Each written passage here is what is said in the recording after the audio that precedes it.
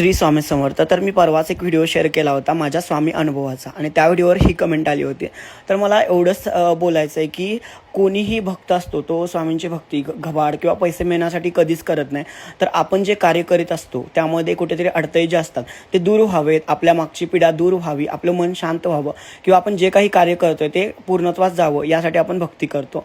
आणि आपण जर शांत मन ठेवू तरच आपलं काम पूर्णत्वास जातं आणि ते स्वामीसेवेमधून मिळतं असं मला वाटतं. ज्यावेळेला आपण स्वामीसेवा करतो त्यावेळेला आपलं मन शांत होतं आणि त्यामुळेच आपल्याला पुढे जे काय करायचं आहे ते विचार आपल्या डोक्यात येतात. त्यामुळे त्यासाठी मी पण भक्ती करतो आणि बरेच जण स्वामींचे भक्त करतात आणि कुठेही कोणीही भक्त घबाड मिळावं किंवा काही व्हावं म्हणून करत नाही. आणि राहिली गोष्ट पैसे मिळण्याची, तर पैसे मिळवण्यासाठी माझ्याकडे 2 हात आहे, 2 पाय आहेत आणि 2 डोळे पण आहेत आणि ते चांगल्या रीतीने कार्य करतात आणि मी त्याच्याने काम करून पैसे मिळवू शकतो एवढी ताकद माझ्यामध्ये आहे.